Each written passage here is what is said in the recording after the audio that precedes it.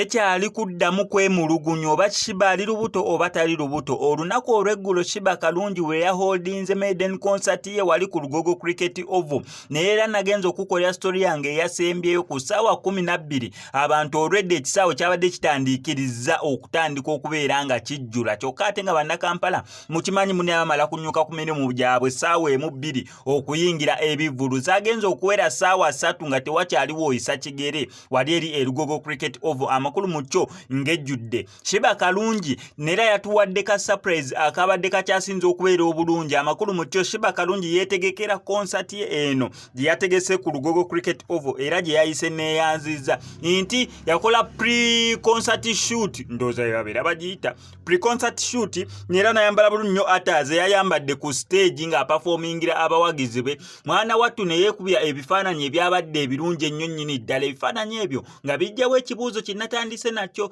ddala kituufu Shiba Kalungi ali lubuto tali lubuto? Ate mu story zange ezigenda okuddako olunaku olwayo tewandizimiisinze kubanga tutandise okuteebereza ani ayinza okubeera taata w'omwana. Naye mu story yange eddako ebyo mwe ngenda obbireetera n'ekifaananyi kye. Naye Shiba Kalungi mu kubeera nga yeekubisa pre-concert shoot, mwana wattu yasoose n'atuterayo ebifaananyi ebyabadde ebirungi ennyo nnyini ddala nga bikonfamingira ddala ti Shiba Kalungi ali ttumbumbwe era Shiba Kalungi ali lubutumbwe. Era bakiyita bati Omuganda agamba nti baamusobyako nanti naye basobya kwata neetuuka. Omwana yasobye nga omanya nti omwana ali lubuto. Kati Shiba Kalungi kyaka yeetaba mazina g'enkudi gwate maama okujjako nga navaayo n'atunnyonnyola nti nedda nze neekubisa mpiso, naye ekitali ekyo Shiba Kalungi kyaka yazina enkudi.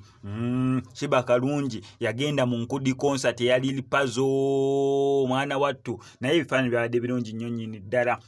Era nga abawagizi ba Shiba Kalungi emitima gibakakkanidde ddala okulabako ku queen waabwe. Yes, nakikonfaminga n'ebifaananyi n'abibaawa kubanga bulijjo before the concert abadde ayambalanga ebintu binene nga tezibukonfa. Ebisigadde byonna mu stories zange ezigenda okuddako ne highlights za concert nebba wa Shiba Kalungi era eyabaddeyo ne ku concert byonna ngenda bikuwa mu stories zange eziddako awo. Kankusaba mbyo subscribinge onyingine notification bell eyo tojja kwera ngo missing updates naddala ngazi. Nzikiriza nkutegeeze ku Sheise Bugwawo az'okubeera ng'akutaasa ennaku n'embeera embi mw'oli mu kubeera ng'oyita, naddala ggwe ali ebweru nga visa egaanya onoonyeza omulimu gugaanya empapula zikutawaanya ssente zikuyita myagaana gyangalo otawanyizibwa ensonga z'omukwano. Sheise Bugwawo az'okubeera nga akutaasa ennaku eyo ng'akulombera edduwa. Mukubireko ku ennamba y'essimu tojja kubeera nga wejjusa.